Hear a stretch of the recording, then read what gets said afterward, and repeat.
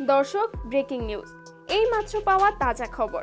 বাংলাদেশ দল যুক্তরাষ্ট্রের বিপক্ষে বাজেভাবে টানা 2 হারে চরম মারাত্মকভাবে খেপেছে প্রধানমন্ত্রী শেখ হাসিনা। আর তাই দেশের মান সম্মান বাঁচাতে তামিম ইকবালকে যুক্তরাষ্ট্রের বিপক্ষে খেলতে পাঠালো প্রধানমন্ত্রী শেখ হাসিনা। দর্শক, বিস্তারিত জানুন পুরো প্রতিবেদনে। এই সাধারণ সহজ দল যুক্তরাষ্ট্রের বিপক্ষে এমন বাজেভাবে টানা 2টি ম্যাচে হারবে কেউ তা কল্পনাও করতে পারেনি। মূলত যুক্তরাষ্ট্রের বিপক্ষে বিশ্বকাপের প্রস্তুতির জন্য 3টি টি-20 ম্যাচ খেলতে গিয়েছে স্বাগতিক বাংলাদেশ ক্রিকেট দল। আর এই নরমাল দলের সঙ্গেই এই অবস্থা বাংলাদেশের, যেটা দর্শক কখনো মেনে নেওয়াই যায় না। কি আর বলবো, কষ্টের কথা।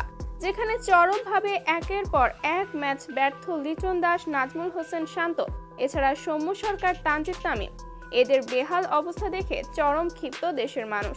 সে সাথেও চরম খেপেছে প্রধানমন্ত্রী শেখ হাসিনা নিজেও। আর তাই তো দর্শক, দেশের মান সম্মান রক্ষা করতেই তামিম ইকবালকে যুক্তরাষ্ট্রের বিপক্ষে খেলতে পাঠালো। তো দর্শক, আপনাদের কি মতামত? দেশের ক্রিকেটে এমন বেহাল অবস্থার জন্য কে দায়ী? অবশ্যই জানিয়ে দিবেন ভিডিওর কমেন্ট বক্সে।